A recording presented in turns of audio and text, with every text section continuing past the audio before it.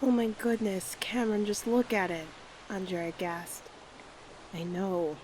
Wow, it's amazing.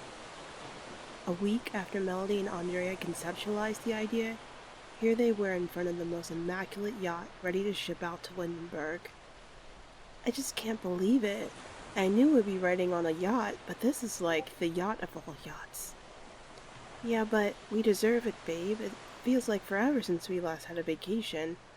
I'm looking forward to just kicking back and relaxing and just taking this whole experience in, Cam assured her. You're right.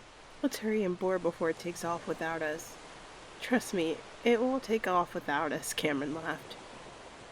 As they made their way there, it was clear that they weren't the first ones to arrive as they walked in with Jett and Kea and their respective significance. But it was Mel waiting for them on the first deck that caught Andrea's eye. Mel, oh my goodness, this yacht is incredible, Andrea gushed. I know, right? Lucas and I got here an hour early just to make sure we had everything we needed on board to make it across the brave seas for 2 days. I'm telling you, this is going to be amazing. The two hugged it out, both so excited for everything ahead. They could barely contain it. Trey, put me down. You're going to crush the baby, Mel laughed. Relax, I'm a doctor. I would never put you in harm's way. How are you feeling, by the way? I'm good. I'm not due for another 3 weeks. Where have I heard that story before? Dre, I'll be fine. I was right on time with Mimi. I have a good feeling this baby will be the same. Now come sit with me. We've got kombucha. Kombucha? Well, as they say, when in Rome, Andrea acquiesced as the two of them made it to the back of the yacht for refreshments. Once they both settled with their kombuchas, Melly went straight into dishing. So it's all sorted out. I assigned everyone rooms, and of course I made sure you and Cam and Lucas and I got the best ones. My hero, Andrea snugged. Don't joke. You'll be thanking me once you see it. But anyway, forget about that. We've got to plan out our bestie time. Bestie time? Yeah, you know, time for us to reconnect and just be girls together. I've already got some ideas. Oh, well, do they include everyone? Define everyone. Mel, Dre gave her the eye. Don't you dare give me that eye. Andrea, be fair. You promised we'd have best friend time. You know, best friends, i.e. just you and me and no one else. I know, and we will. But we're not the only ones on this boat. There's you and me, that Jo girl you said was dating your friend Jett, Diana, and of course... Oh, Kea. Kea? Mel made a screw face. Here you are, girl. I've been searching this whole boat for you, Kea exclaimed when she caught Dre's eye. Dre, you know I don't have legs for the sea. You told me you'd wait for me before we boarded. Oh yeah, Dre laughed nervously. I meant to. I think I just got too excited. Oh, you meant to wait for her before you boarded, huh? Drea. Mel was the one giving the eye now. Kea called last night and asked. She can't swim. The ocean makes her nervous. I'll eventually learn, I promise. Kea crossed her heart. Right. Well, before you barged in, Dre and I were laying down plans.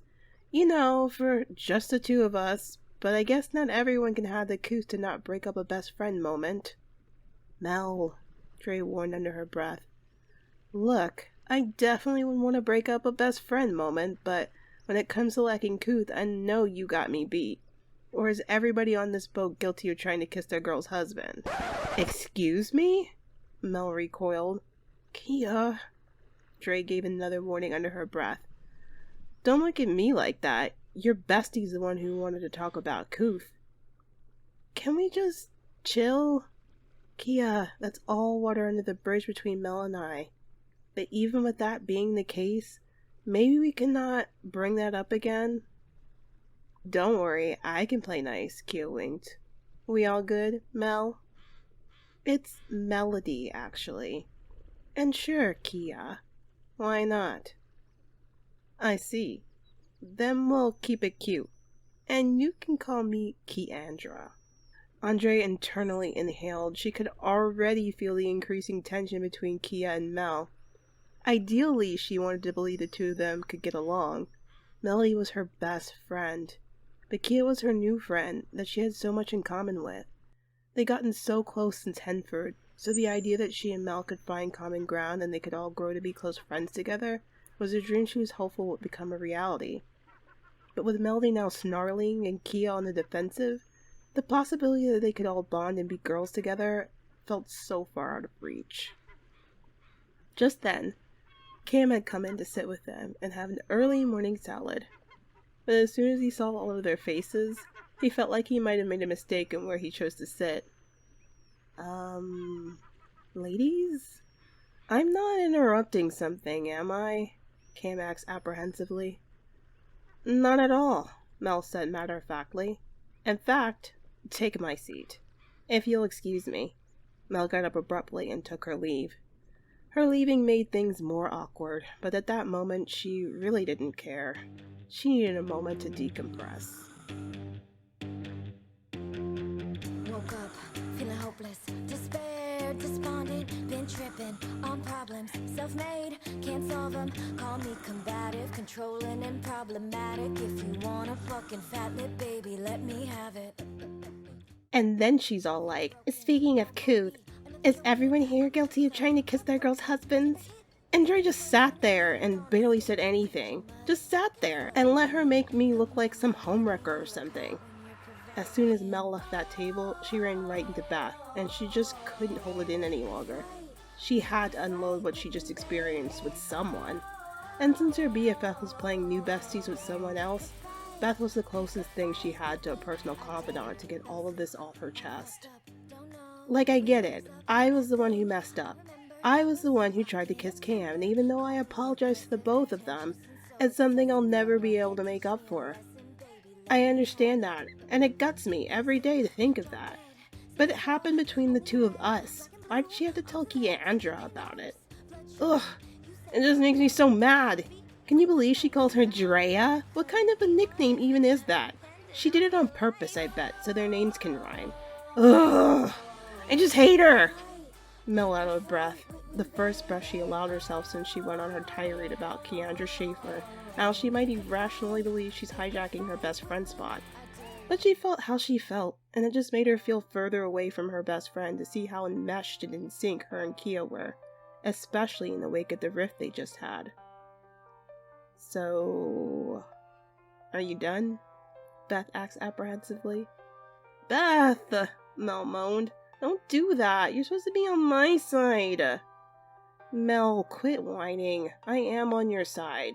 But I'm not just going to blindly agree to everything you say. Everything I said was right. Well, I mean, it was kind of a low blow for her to bring up the almost having an affair with your BFF's husband thing. But maybe try and see it from her side. The side where everyone's mean to me? No.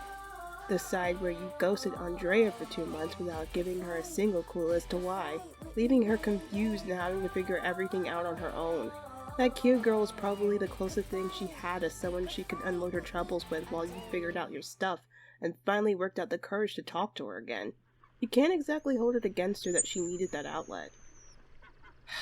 I guess, Mel let out a deep sigh. But why did it have to be her? You know you don't have a real reason not to like her, right? Yes, I do! She's got a stupid face and a dumb name, and she's bad at nicknames. You're being childish. Ugh, fine. I guess, I don't know. I don't like how clicked up they are already. She never sees it, but for Dre it's so easy for her to make friends. She's so likable. Everyone wants to be friends with her. So maybe I do get a little jealous when she just clicks with some people. Makes me feel like I'm being edged out or something. And you don't see how dumb that is? I don't know. Especially after a rift, it just feels like it would be easy for her to just move on with another best friend where there isn't so much baggage. That's why this trip was so important to me, so we could reconnect as friends before our lives change even more than they have already, and suddenly we just end up drifting so far apart past the point of no return. But then she wanted to invite everyone and be all a couples trip, and just a big mess. With whatever time she isn't spending with Kea, she'll probably be so Velcro with Cam I'll never see her. Look, stop moping and just tell her all of this then. You can't fix anything if you don't speak up, you know? Yeah, I know. Oh, look at me, going on and on, monopolizing your time. I'm supposed to be being better with this. Lynn's probably seething right now. Well, if she is, it hasn't got anything to do with me. Lynn and I, we kind of broke up. What? No way, when? A couple days ago. She wasn't happy. And I couldn't make her happy, so it was just better for us to split up. Oh, I'm so sorry, Beth. And here I was going on and on about my problems, meanwhile you're probably heartbroken. Believe me, I'm not heartbroken. If anything, this trip is exactly what I need to quickly get over it. Well, good. I mean, if you need me to lean on, you've got me 150% whenever you need. Sure, I'll hold you to that, Beth winked. But wait a minute, if you're not here with Lynn, who's your +1? You didn't see her playing bad guitar on the top deck? I brought Bubbles. Bubbles? Oh, I guess that does explain that bad guitar riffing I've been hearing. Melody laughed. I figured if I'm gonna have fun, might as well bring a friend that's fun, right? Sure, Mel smiled. This is gonna be a good trip for all of us. I'll make sure of it. As Melody and Beth continued to catch up with each other in the first deck, a completely different story was unfolding with Jett and Jo in a bedroom on the first floor of the yacht. Jett, you're sure she said this is the bedroom assigned to us? Jett gulped. Yeah, that's what she said, but I had no idea that there'd only be one bed, Jo finished his sentence. Jo fiddled with her fingers nervously as Jett played with the collar of his shirt, trying to think fast about what to do. Listen, there may be only one bed, but it's okay. It is? Sure. See, you can take the bed in here, and I'll sleep on the couch out there. It's perfect. This yacht is so huge there are couches all over the place. And I'm sure every single one of them is plenty comfy. Oh, so you want to sleep on the couch? Jo did her best to try and hide her disappointment. To anyone else, it would have been obvious, but Jett was completely oblivious. I want to make sure you're not uncomfortable. Hey, Jett turned to face her. Before you and I got together, I messed up a lot. I was so happy when you agreed to be my girlfriend that I swore to myself I'd never mess up that badly again. Jett took Jo's hands into his. So, I don't want to skip any steps. We'll take things slow and not do anything till the both of us are completely ready. Because I like you a lot, and I want you to know I respect you and I cherish you. I like you a lot too, Jo replied with a shy smile. I'm glad. So, I'll sleep on the couch, okay? Yeah, okay. Jett caressed Jo's cheek. Jo, you are so beautiful. It's gonna be hard to take things slow with you, he whispered. Well, we don't have to go so slow. You can still kiss me, Jo whispered back. With that, Jett leaned in slowly till their foreheads touched. Then he closed the gap more till their lips were touching. It started off soft and warm, then it grew deeper and engulfed them more. Unfortunately, all this just made it harder for Jett to come back to reality and assert that they are taking things slow. Before heading to the couch for the night, he took a long, cold shower. Night approached, and everyone retired to their rooms after a long first day on the yacht. But Melody had something else in mind for her and Saunders. After their girls' trip got hijacked and turned into a couples trip, Melody figured she'd use some of the time to explore her carnal desires with her baby daddy. There's no way you can resist me in this, Melody said to herself as she admired her figure in the mirror. She wasn't exactly a fan of how round she'd gotten being pregnant, but one thing she always enjoyed about pregnancy was how filled out her breasts became. Normally her boobs were of the small and humble variety, but pregnant, they rivaled Dre's. She was hopeful sexy lingerie and full pregnancy boots would be just the evening nightcap Saunders was looking for. The second she exited the bedroom, she wrapped her arms around Saunders. "Lucas," she cooed, "how do you like my bedtime lingerie?" "It's very sexy," he said softly, as he pulled her closer to him, resting his hands on her belly. "Well, if you think it's sexy now, imagine how sexy it'll be on the floor." She went to grab his butt, but then he placed his hands on her shoulders, holding her back. "What is it?" The act completely threw her off. "It's nothing. I was just thinking, what if I rubbed your feet instead? I've noticed your ankles have been getting a little swollen in the 3rd trimester. Your doctor said foot massages might help." "Lucas, that's sweet, but I don't want a foot massage. However, there is something I do want." She leaned in and kissed him deeply, her hand inching down toward the bottom of his tank top, hoping to lift it up over his head. But his hands were dropped from her shoulders to her chest, seemingly pushing her away. "Hey," he said breathlessly. "Hey yourself," Mel said curiously. "Just be here with me a second." "I'm here with you. Now, be with me, over there, with your pants off. I just thought it would be nice if we just held each other tonight." "Hold each other?"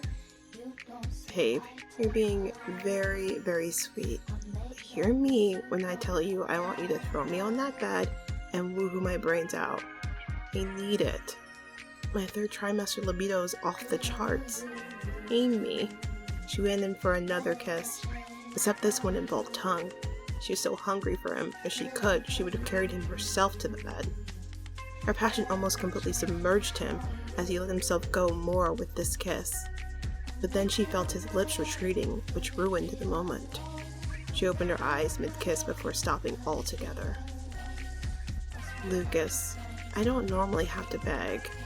What is going on?"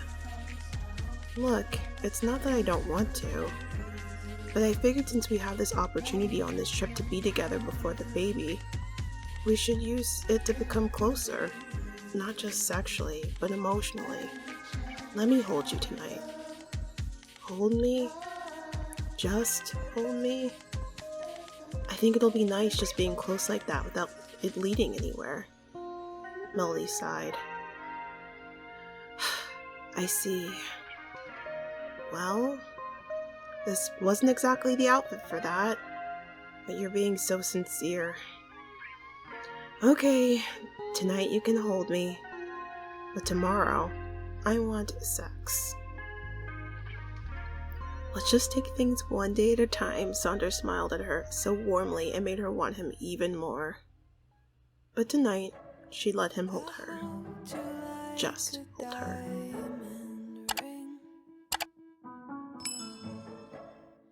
The most delicate thing I know.